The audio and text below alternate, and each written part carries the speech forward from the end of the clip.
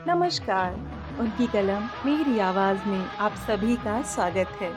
आइए सुनते हैं कहानी बर्फ के आंसू, जिसे लिखा है पुष्पा सक्सेना जी ने। लेक एवेन्यू के सामने वाले पेड़ बर्फ से ढके खड़े थे। कुछ देर पहले रात में आने वाले तूफान की चेतावनी दी जा चुकी थी। नीरज को बाहर निकलता देख साथी चौंक उठे। अशोक ने कहा था, पागल हो गया है क्या? आज हैवी स्टॉर्म आने वाला है, बाहर बर्फ में दफन हो जाएगा। शेखर ने व्यंग किया था, अरे भाई, इसे पैसा जान से ज्यादा प्यारा है, जानते नहीं? नीरज उदास हंसी हंस दिया था। बहुत कुछ नहीं जानते हो मेरे दोस्त, तुम सबको तो फाइनेंशियल एड मिली है ना, मेरी बात नहीं समझोगे। अरे एक दिन काम नहीं करेगा तो कोई कह टूट नहीं पड़ेगा। आज मत जा वरना पछताएगा। अशोक ने समझाना चाहा था, नहीं जाऊंगा तो कल से मेरी जगह कोई और रख लिया जाएगा। सपाट स्वर में नीरज ने जवाब दिया था, अरे तो कौन सा बड़ा जॉब है, कोई और असाइनमेंट मिल ही जाएगा। शेखर ने समझाना चाहा था, इतने पैसे और एक टाइम का मुफ्त खाना मेरे लिए तूफान से ज्यादा महत्वपूर्ण है। नीरज दरवाजा खोल चला गया था। आज पता लगेगा बच्चों को। सेंट्रली हीटेड रूम में आराम से थे, बाहर निकलो तो आटे दाल का भाव पता लग जाएगा। पहनने को यही घिसा कोट बर्फीले तूफान को भला झेल पाएगा? अशोक खींच उठा था। अपने यहाँ आने के पागलपन की सजा ही तो भुगत रहा है बेचारा। अब तक शांत बैठे गौरव ने बस इतना ही कहा था, क्या यहाँ आना पागलपन है? यार तुम भी कमाल करते हो। शेखर हंस पड़ा था। बिना आर्थिक सहायता के एक मामूली घर के लड़के का यहाँ आ जाना निरा पागलपन ही तो है। जानते हो ना एक सेमेस्टर का कितना खर्च आता है? गौरव ने प्रश्न किया था। यह नीरज की कमजोरी है, जरा भी ड्रेसिंग नहीं है, वरना यूएस आकर किसी को छात्रवृत्ति ना मिले ताज्जुब की बात है। अशोक ने अपनी सम्मति दी थी। जानते हो नीरज अपने परिवार का पहला इंजीनियर है। ग्रामीण बैकग्राउंड के कारण तुम उसे भले ही स्मार्ट या डैशिंग ना कहो, पर बुद्धि या प्रतिभा में क्या हमसे कम है? गौरव नीरज के प्रति पूर्णतः सहानुभूतिशील था। हाँ हाँ, तभी तो डिश वॉशिंग का काम मिला है जनाब को। अशोक ने सीधा कटाक्ष किया था। हर उपाय भी क्या है, घर से किसी तरह टिकट और एक सेमेस्टर की फीस जुटा लाया था। यहाँ रहने के लिए कोई स्थायी साधन भी तो चाहिए ना। गौरव ने स्पष्टीकरण दिया था। तुम तो उसकी ऐसी वकालत कर रहे हो मानो वह तुम्हारा क्लाइंट हो। शेखर चिढ़ उठा था। फिर हमने भी तो उसकी कितनी मदद की है, रहने को इतनी सस्ती जगह दी। अशोक का वाक्य काट गौरव ने कहा था, हाँ उस सीलन भरे स्टोर में जहां इंसान तो क्या कीड़े भी मुश्किल से सांस ले पाते हैं। दिन में भी रात का अंधेरा रहता है, क्या वह किसी इंसान के रहने की जगह है? गौरव का स्वर आवेशपूर्ण था। तो तुम उसे अपने कमरे में क्यों नहीं रख लेते? अशोक ने सीधा प्रश्न उछाला था।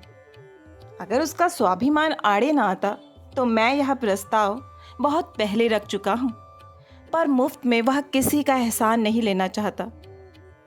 गौरव के उत्तर पर दोनों विस्मित रह गए थे। 1 माह पहले कॉलेज के एक साथी ने नीरज के विषय में गौरव को बताया था।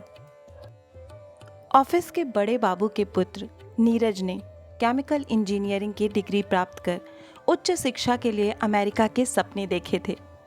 नीरज को एडमिशन तो मिल गया, पर आर्थिक सहायता नहीं मिल सकी थी। साथ के कुछ लड़कों ने ही सलाह दी थी, तुम तेज प्रतिभाशाली छात्र रहे हो, अगर पहले सेमेस्टर में छात्रवृत्ति ना भी मिली तो वहाँ पहुँचने पर दूसरे सेमेस्टर में छात्रवृत्ति ज़रूर मिल जाएगी। स्वयं नीरज को अपनी योग्यता में विश्वास था। माता पिता की इच्छा के विरुद्ध उसने यहाँ आने का निर्णय ले लिया था। पिता ने अपनी विवशता बताई थी। बड़ी बेटी के विवाह का ऋण पहले ही सिर पर सवार था। दूसरी बेटी विवाह योग्य थी। अब तो पुत्र की नौकरी पर ही भरोसा था।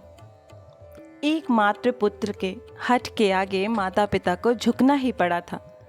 किसी तरह टिकट का प्रबंध तो पिता ने कर दिया था, पर सेमेस्टर की भारी फीस का हल निकालना कठिन था। रास्ता माँ ने निकाला था। लाडले पुत्र की इच्छा पूर्ति के लिए जेवरों का मोह त्याग सेमेस्टर की फीस पूरी कर दी गई थी। माता पिता के त्याग ने पुत्र को विचलित तो किया, पर 7 समुंदर पार के चमत्कारी देश का आकर्षण प्रबल था। छात्रवृत्ति मिली नहीं कि सब कमी पूरी कर दूंगा। पढ़ाई पूरी होते ही नौकरी भर मिलने की देर है। संसार का हर सुख आपके चरणों में धर दूंगा। चरण छू आते आते वह माता पिता को सांत्वना देता आया था। छोटी बहन के विवाह की समस्या भी उसकी यूएसए की नौकरी करते ही दूर हो जाएगी। इसी विश्वास के साथ छाती पर पत्थर रख माता पिता ने विदा किया था। यहाँ आकर ट्यूशन फीस के अलावा हॉस्टल पर आने वाले खर्च को सुन नीरज को अपने सपने टूटते नजर आए थे। एक भारतीय छात्र ने ही सलाह दी थी कि भारतीय लड़कों के साथ रहे तो कम खर्च आएगा। यूएसए आए अधिकांश छात्र या तो छात्रवृत्ति पर आए थे, अन्यथा अमीर बापों के बेटे थे। उन दोनों ही श्रेणियों में नीरज खप नहीं सकता था। गौरव और उसके साथियों ने यह अपार्टमेंट जब लिया था तो सीलन भरे स्टोर को व्यर्थ की जगह कहकर छोड़ दिया था। उसी स्टोर में रहने के $20 प्रति माह के प्रस्ताव के साथ जब नीरज आ पहुंचा तो सब स्तब्ध रह गए थे। इस दरबे में रह सकोगे? गौरव ने स्पष्ट प्रश्न किया था। साहस से नीरज ने कहा था, रहना होगा ही, कितनी देर का, सिर छिपाने को जगह भर चाहिए। गौरव ने कम पैसे लेने की बात कहनी चाहिए थी, पर शेखर और अशोक नाराज हो गए थे। अरे $20 होते क्या हैं, मुफ्त में रहेगा यहाँ।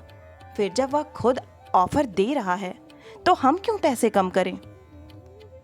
जगह मिल जाने पर नीरज का मुख कृतज्ञता से चमक उठा था। सुबह सब अपना ब्रेकफास्ट ले कॉलेज निकल जाते। एक चाय का डिब्बा और एक पाउडर मिल्क का टीन नीरज भारत से लाया था। सुबह 1 कप चाय ले जब वह कॉलेज जाने लगा तो गौरव ने कहा था, अगर तुम चाहो तो हमारे साथ ब्रेकफास्ट शेयर कर सकते हो। नहीं थैंक्स, मेरी सुबह खाने की आदत नहीं है, वहीं कॉलेज कैंटीन में कुछ ले लूँगा। उसके जाने पर अशोक ने पीछे से कहा था, ऐसे ऐसे नमूने अमेरिका आ जाते हैं। अरे इसे तो वहीं इंडिया में कहीं लग जाना था, शादी में 1 लाख मांग लेता, जिंदगी बन जाती। यहाँ बेकार झक मारने आया है। अरे तुम नहीं जानते, टिपिकल मक्खी चूस इंडियन है। बाप की तिजोरी भरी होगी, या उन लोगों में से है चमड़ी जाए दमड़ी ना जाए। शेखर ने भी अशोक की बात का समर्थन किया था। पूरे दिन कॉलेज के बाद सब थक कर चूर हो जाते थे। शेखर तो आते ही पलंग पर पसर जाता था। उस समय नीरज पैदल ना जाने कहाँ जाता था। पूछने पर हमेशा यही कहकर टाल देता, शाम को देर तक घूमने की मेरी आदत है, गांव का लड़का ठहरा ना। अजीब उदास सी हंसी हंस देता था नीरज। और उसकी संध्या को घूमने की आदत का रहस्य खोला था अशोक ने। गैस अपने नीरज द ग्रेट शाम को कहाँ घूमने जाते हैं? शेखर ने अटकल लगाई थी। लगता है किसी लड़की से इश्क फरमा रहे हैं। वह मुंह की खाएंगे कि छठी याद आ जाएगी। जानते नहीं लड़कियों से दोस्ती करना कितना महंगा शौक है। कमाल करता है तू भी यार। अरे इस बुद्धू के आगे कौन लड़की घास डालेगी। अरे भाई वह रोज होटल ट्राई जाता है, समझे? क्या? विस्मय से शेखर के नयन फैल गए थे। वहाँ तो खाना बहुत महंगा है, कैसे अफोर्ड करता है? गौरव ने भी पुस्तक से दृष्टि उठा अशोक की ओर ताका था। हाँ भाई, जनाब वहाँ काम करते हैं। हाँ, बहुत इम्पोर्टेंट काम है उसका। अगर एक दिन ना जाए तो होटल बंद हो जाएगा। पहेली बुझाने में अशोक को मजा आ रहा था। Could you guess Gaurav? आपके धीर गंभीर Neeraj chemical engineer firm India वहाँ क्या काम करते हैं? कोई भी काम करना यहाँ अपमानजनक तो नहीं है अशोक। उसे हमारी तरह कोई सुविधा सहायता भी तो प्राप्त नहीं है। कुछ भी करे अपना खर्च स्वयं निकाल रहा है, हमारे तुम्हारे आगे हाथ तो फैलाता नहीं। गौरव को अशोक का यूं हंसी उड़ाना खल रहा था। अरे अगर उसे डिश वॉशिंग ही करनी थी तो भारत ही क्या बुरा था, वहाँ कम से कम इंजीनियर तो रहता। यहाँ तो दूसरों के जूठे। उसी समय नीरज के प्रवेश ने अशोक को अपनी बात अधूरी छोड़ने को विवश कर दिया था। उस दिन के बाद से गौरव नीरज के प्रति और भी अधिक सदैव और सहानुभूतिपूर्ण हो रहा था। रात देर गए, जब सब सोते थे, नीरज पुस्तकों में सिर झुकाए अपना भविष्य संजोता था। घर से आने वाले पत्रों की नीरज को बहुत प्रतीक्षा रहती थी। पत्रों को भी वह बहुत सहेज कर रखता था। एक दिन अशोक ने कहा भी था, यार सच बता, ये चिट्ठियाँ तेरे घर से आती हैं या कोई गर्लफ्रेंड है? चिट्ठियों को यूँ छिपाता क्यों है? नीरज बस मुस्कुरा भर दिया था, पर सचमुच घर से आई चिट्ठियाँ वह सबकी दृष्टि से मानो बचाए रखना चाहता था। उस दिन शेखर कॉलेज से जल्दी आ गया था। लेटर बॉक्स में बस नीरज के लिए एक पत्र था। पत्रों के प्रति नीरज की उत्सुक प्रतीक्षा ने शेखर को वह पत्र पढ़ने को बाध्य सा कर दिया। पत्र नीरज के पिता का था। पुत्र को अच्छी फर्म में नौकरी पाने के लिए बधाई के साथ ही घर की समस्याओं का विस्तृत ब्यौरा था। माँ को डॉक्टर ने कैंसर का संदेह बताया था। छोटी बहन माँ की बीमारी के कारण कॉलेज नहीं जा सकती। पिता के रिटायरमेंट को 8 माह शेष थे। नौकर रख पाने की सुविधा के अभाव में छोटी बहन पर घर का सारा दायित्व आ पड़ा है।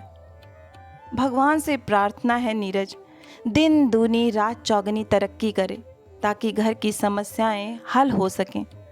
नीरज की फर्म के स्वामी को पिता ने आशीष भेजी थी। साथ ही नीरज को लिखा था, यदि संभव हो कुछ पैसे एडवांस ले भेज दें। माँ की स्थिति चिंताजनक है। पुत्र के लिए आशीर्वाद के साथ पिता के हस्ताक्षर थे। पत्र को ज्यों का त्यों लेटर बॉक्स में डाल शेखर ने हंसते हुए रहस्योद्घाटन किया था। तो दोस्तों, हमारे Neeraj ji chemical manufacturing factory में मैनेजर हैं। सूचना बकौल नीरज। अरे भाई, झूठ की भी हद होती है। ये तो अपने ही बाप को बना रहा है। तुमने उसका पत्र क्यों खोला शेखर? यही तुम्हारी सभ्यता है? गंभीर स्वर में गौरव ने प्रतिवाद किया था। प्रतिवाद की शेखर को आशा नहीं थी। सोचा था नीरज के झूठ पर आज के मनोरंजन का मसाला मिल जाएगा। बौखलाकर सफाई दी थी। पत्र तो पहले ही खुला था, मेरी निगाह पड़ गई। दूसरों की विवशता की हंसी उड़ाना कितना आसान है। काश तुम उसकी स्थिति समझ पाते। गौरव ने शांत स्वर में कहा था। जो भी हो, जो अपने माँ बाप से इतना झूठ बोल सकता है, उस पर हम रिलाय नहीं कर सकते। मैं तो कहता हूँ हमें उसके पिता को सच्ची बात लिख भेजनी चाहिए। कभी अचानक उन्हें सच्चाई पता लगेगी तो कितना बड़ा शॉक लगेगा उन्हें। अशोक ने कंसर्न शो किया था। अगर तुम दोनों में से किसी ने भी ऐसा कुछ किया तो मुझसे बुरा कोई नहीं होगा, समझे? What I say, I mean it. हमेशा शांत रहने वाले गौरव को उत्तेजित देख दोनों डर से गए थे। एक क्षण बाद गौरव ने फिर सधे संयत स्वर में कहा था, किसी झूठ से अगर किसी का लाभ हो तो उसे मैं झूठ नहीं मानता। किसी के सपनों की निर्ममता पूर्वक हत्या का हमें क्या अधिकार है? नीरज के स्वाभिमान को तोड़ तुम्हें क्या मिलेगा? शेखर और अशोक ने उसके बाद बात आगे नहीं बढ़ाई थी। नीरज के प्रति उनके हृदय में जो हीन भावना थी वह गौरव के सामने कभी प्रकट न होने दी। पिछले 1 सप्ताह से शीत लहरी आई हुई थी। रात में भयंकर तूफान की चेतावनी के बावजूद नीरज चला गया था। चाह कर भी गौरव उसे रोकने की जिद नहीं कर सका। नीरज के लिए अब इस कार्य का दुगना महत्व था। यह बात उसने गौरव के सामने स्पष्ट रूप से स्वीकार की थी। माँ का कैंसर से गलता शरीर, पिता की विवशता, बहन का कच्ची उम्र में पूरे घर का बोझ उठाना, सबके लिए वह अपने आप को दोषी ठहराता था। अपने यहाँ आने के अपराध के प्रायश्चित स्वरूप वह कुछ भी करने को तत्पर था। किसी तरह उसे रुपए कमाकर घर भेजने ही थे। घर वापस लौटने से उसका स्वाभिमान आहत होता था। किस मुंह से वापस जाए? क्या कहेगा वह उनसे? बाहर बादल की गरज और हवा की तूफानी साएं साएं बढ़ती जा रही थी। बर्फ गिरना शुरू हो गई थी। कैसे इस तूफान में नीरज पैदल आ सकेगा? गौरव उद्विग्न था। अशोक और शेखर भी अब चिंतित नजर आ रहे थे। अच्छा हो नीरज आज होटल में ही रुक जाए। इस बर्फीले तूफान में इतनी दूर पैदल कैसे जाएगा? शेखर ने कमरे का मौन तोड़ा था। कितना मना किया था कि आज काम पर मत जाओ, पर उसे तो बस रुपया कमाने की धुन सवार है, इडियट कहीं का। अशोक भी परेशानी में झुंझला रहा था। और उपाय भी क्या है उसके पास? उसकी स्थिति हमसे छिपी तो है नहीं। उसका स्वाभिमान हमारी सहायता भी तो नहीं स्वीकार करता। गाड़ी भी नहीं है हमारे पास, वरना ले आते उसे। भगवान ही रक्षा करें। गौरव मानो अपनी व्यग्रता छिपा रहा था। नीरज की प्रतीक्षा करते तीनों ना जाने कब सो गए थे। तूफान शांत होता जा रहा था। रात के सन्नाटे को तोड़ती टेलीफोन की घंटी बजी थी। शेखर नींद से जागता बड़बड़ाया था, लो आ गई मुसीबत, भला वापस आने का ये वक्त है? टेलीफोन की घंटी फिर बजी थी। रिसीवर उठा शेखर ने हेलो कहा था। हेलो के प्रत्युत्तर में एक अजनबी नारी स्वर ने पूछा था, is it 27 lake Avenue? Shekhar के यस पर उसी आवाज ने गौरव को बुलाया था। आपके एक फ्रेंड कार से हिट हो गए हैं, आपसे मिलना चाहते हैं, जल्दी से क्वीन मैरी हॉस्पिटल में आ जाइए। जी हाँ, वह इमरजेंसी वार्ड में है। ओह गॉड, कह गौरव ने रिसीवर रख दिया था। कुछ देर में ओवरकोट मफलर से शरीर ढक तीनों टैक्सी में क्वीन मैरी हॉस्पिटल की ओर चल दिए थे। डॉक्टर ने सूचना दी थी, ही इज इन कोमा। बहुत ब्रेव लड़का है, बुरी तरह हिट होने पर भी सेंसेस में था। होश रहते गौरव को याद किया था। कार का स्वामी कोई अमेरिकन वृद्ध था। तीनों लड़कों के साथ नीरज के लिए प्रार्थना कर रहा था। पुअर चाइल्ड, इतने तूफान में विजिबिलिटी तो शून्य थी। डोंट वॉक पर सड़क पार कर रहा था। मैं तो उसे देख नहीं पाया। God save him. तीनों मित्र स्तब्ध ताक रहे थे। नर्स ने आकर उन्हें दुखद सूचना दी थी, उनका मित्र उन्हें छोड़ गया है। वह एक्सट्रीमली सॉरी था।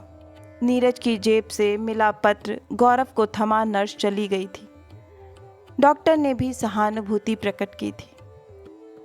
एक्चुअली स्पीकिंग, तुम्हारे फ्रेंड में स्टेमिना था ही नहीं, वरना यंग लड़के इतनी चोट झेल जाते हैं। I think he was under nourished. पत्र नीरज ने अपने पिता को लिखा था, मुझे अच्छी नौकरी मिल गई है पिताजी, माँ के इलाज के लिए शीघ्र ही व्यवस्था कर रहा हूँ, आप व्यर्थ चिंता न करें। अलका पर काम का बहुत बोझ पड़ गया है, उसे मेरा प्यार दीजिएगा। वेतन मिलते ही पैसे भेजूंगा। फिलहाल अभी $200 भेज रहा हूँ। माँ को अच्छे डॉक्टर को दिखाइएगा। आपके आशीर्वाद से मैं पूर्ण स्वस्थ हूँ। अपना ध्यान रखिएगा। माँ को चरण स्पर्श। नीरज। अशोक फफक उठा था। चलते समय मैंने ही कहा था वह बर्फ में दफन हो जाएगा। मैं क्या जानता था मेरी बात सच हो जाएगी। गौरव ने अपना सांत्वनापूर्ण हाथ उसके कंधे पर रख दिया था। शेखर के नयन अश्रुपूर्ण थे। तीनों ने एक दूसरे को देखा। जिसने उन पर अपना कोई दायित्व तो कभी नहीं डाला, जिसके स्वाभिमान ने भूखे रहकर भी उनके सामने कभी हाथ नहीं फैलाने दिया, आज वह अपना संपूर्ण दायित्व उन पर कैसे छोड़ गया। डॉक्टर ने $200 गौरव को दिए। तुम्हारे फ्रेंड ने तुम्हें देने को कहा था। कितने गलत थे वे। अपने अंतिम संस्कार का खर्च भी नीरज स्वयं दे गया था। भला वह स्वाभिमानी जाते जाते ऐसी गलती कर सकता था? गौरव, मैं अपनी बचत के सारे पैसे देता हूँ, तुम नीरज के पिता को भेज दो। शेखर की भावुकता फूट पड़ी थी। हाँ गौरव, हम सब मिलकर उसकी बॉडी इंडिया भेज दें और बाकी अपने सारे पैसे उसके घर भेज देंगे। पुअर फेलो, अब उसके घर वाले क्या करेंगे गौरव? अशोक का गला रुंध गया था। शायद यही ठीक होगा। उसके पिता को यहाँ बुलाकर उनका भ्रम तोड़ना गलत होगा। कम से कम उन्हें यही संतोष रहेगा कि बेटा उनका बड़ी नौकरी कर रहा था, सुखी संतुष्ट था। आज पहली बार गौरव उनके विचारों से सहमत था। पुलिस अपनी कार्रवाई कर चुकी थी। गलती नीरज की ही थी, यह स्पष्ट था। इंस्पेक्टर ने भी यही कहा था। पहले तो हमने सोचा वह कोई ड्रंकर्ड होगा, पर डॉक्टर ने बताया वह नॉन अल्कोहलिक था। इतने तूफान में वह क्यों निकला? कहीं कोई लव अफेयर तो नहीं था? शांत गौरव ने यही कहा था। वह काम पर जाने के लिए विवश था। हम उसे रोक नहीं सके इंस्पेक्टर, दैट्स ऑल। कार का स्वामी बार बार अपने को कर्ज कर रहा था। क्यों आज गाड़ी बाहर निकाली? विश्वास कीजिए, गलती मेरी नहीं थी।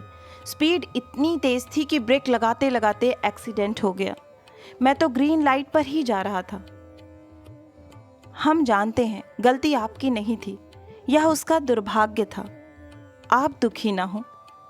जेब से चेकबुक निकाल $5000 का चेक लिख वृद्ध कार स्वामी ने पूछा था। यह मेरी ओर से इस युवक के लिए है। किस नाम का चेक काटना होगा? गौरव ने कहा था, हम सब व्यवस्था कर लेंगे, आप चिंता न करें, हम उसके मित्र हैं। लेकिन यह मेरा दायित्व है। कृपया इसे अस्वीकार कर मेरी आत्मा का अपराध बोध और न बढ़ाइए। मेरी विनती है, यह स्वीकार कर लीजिए। वृद्ध अत्यधिक दयनीय हो उठे थे। अगर आपको इससे शांति मिलेगी तो हम ये चेक उसके पिता के पास भेज देंगे। गौरव ने कांपते हाथों से चेक थाम लिया था। आज सुबह नीरज के नश्वर शरीर के साथ उसके पिता को सहानुभूति का पत्र भेजते तीनों रो पड़े थे। पत्र में जोड़ दिया गया था, नीरज के कार्यालय के समस्त अधिकारी एवं कर्मचारी शोक संतप्त परिवार के दुख में भागीदार हैं। नीरज जैसे कुशल अधिकारी के ना रहने से कार्यालय की क्षतिपूर्ति कठिन है। साथ में नीरज की नौकरी का शेष वेतन चेक रूप में भेजा जा रहा है। God bless his soul. तीनों के बैंक अकाउंट में अब कुछ भी शेष नहीं रह गया था। अपार्टमेंट में सन्नाटा गहराता जा रहा था। उस सीलन भरे स्टोर की ओर ताकने का भी साहस खो वे सामने मैपल से झरते बर्फ के आंसुओं पर दृष्टि निबद्ध किए स्तब्ध बैठे थे। आशा है कि यह हृदय स्पर्शी कहानी आपको बहुत ही पसंद आई होगी। अगर कहानी पसंद आई है तो मुझे प्रोत्साहित करने के लिए एक लाइक करें, अपनों के साथ ज़्यादा से ज़्यादा शेयर करें। नीचे कमेंट बॉक्स में कमेंट करके बताएं कि आपको कहानी कैसी लगी। और अगर आप इस चैनल पर नए हैं और इससे जुड़ना चाहते हैं तो इसे सब्सक्राइब करना ना भूलें। फिर मिलती हूँ एक नई कहानी या कविता के साथ। तब तक के लिए आप सभी का कहानी सुनने के लिए बहुत बहुत धन्यवाद।